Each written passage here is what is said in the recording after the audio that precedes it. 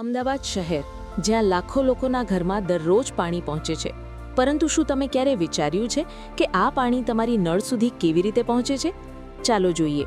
Kotarpur water treatment plant, જે છે શહેરનું સૌથી મોટું વોટર ટ્રીટમેન્ટ પ્લાન્ટ, જ્યાંથી આ સફર શરૂ થાય છે. કોતરપુર વોટર વર્ક્સ ખાતે કુલ 3 પ્લાન્ટ આવેલા છે, જેની કેપેસિટી 1150 mld દૈનિકની છે, જેનાથી અમદાવાદ શહેરના 65 થી 70% વિસ્તારમાં પાણી પૂરું પાડવામાં આવે છે અને લગભગ 65 થી 70 લાખ લોકોને એનો પીવાનું શુદ્ધ પાણી અહીંથી પૂરું પાડવામાં આવે છે. પાણીની ગુણવત્તા ચકાસવા માટે આપણે શરૂઆતમાં ઇન્ટરમીડિયેટ અને ફાઇનલ સ્ટેજ પર સેન્સર લગાવવામાં આવેલ છે, જેનું આપણે રિયલ ટાઈમ મોનિટરિંગ કરીએ છીએ અને ફિઝિકલી પણ આપણે સેમ્પલ લઈએ છીએ અને સેન્ટ્રલ લેબોરેટરી મારફતે પણ સમયાંતરે સેમ્પલ લેવામાં આવે છે. પ્લાન્ટમાં રોજ 300 mld જેટલું પાણી શુદ્ધ કરવામાં આવે છે. અહીં પાણી પર આધુનિક ટ્રીટમેન્ટ પદ્ધતિઓ લાગુ થાય છે. દરેક સ્ટેજ પર પાણીની ગુણવત્તા ચકાસવામાં આવે છે, જેથી નાગરિકોને સ્વચ્છ અને સુરક્ષિત પાણી મળી શકે. કેનાલમાંથી પાણી અહીંયા 2500 mmની એક અને 2000 mmની 2 લાઇન બાય ગ્રેવિટી જે તે પ્લાન્ટના ઇન્ટેક સુધી લાવવામાં આવે છે. પાણી શુદ્ધિકરણમાં સૌથી પ્રથમ સ્ક્રીન આવે છે. એમાં સ્ક્રીનિંગ થાય છે, એટલે કે ફ્લોટિંગ મટીરિયલ્સ તે રોકાઈ જાય છે. એના પછી કોગ્યુલેશન પ્રોસેસ ચાલુ થાય છે. ફ્લોક્યુલેશનની પ્રોસેસમાં પાણીને ધીમું મિક્સ કરવામાં આવે છે. એનાથી બધા પાર્ટિકલ્સ, જે સસ્પેન્ડેડ પાર્ટિકલ્સ હોય તે મોટા ફોર્મમાં જાય છે અને નીચે ગ્રેવિટીથી નીચે જાય છે. એના પછી સેડિમેન્ટેશનની પ્રોસેસ આવે છે.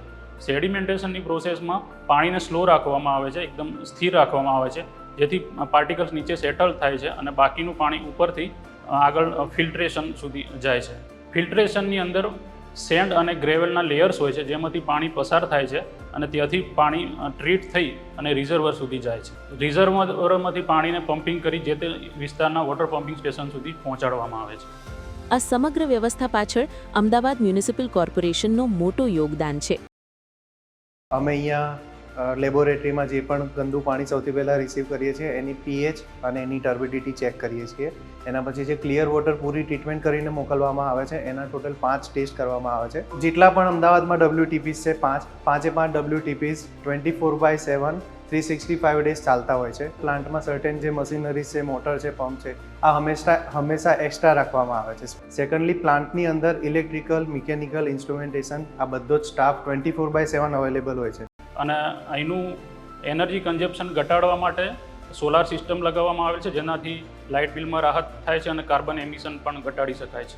આ બધાનો જે ખર્ચો થાય છે, એ ખર્ચો આપણી જોડેથી જ વોટર ટેક્સ દ્વારા લેવામાં આવે છે. તો બધાને મહેરબાની કરીને એટલી સૂચના છે કે પાણી બચાવો. ગુડ ન્યૂઝ ગુજરાત માટે અમદાવાદથી કેમેરામેન કુણાલ ચૌહાણ સાથે શ્વેતા યાદવનો રિપોર્ટ.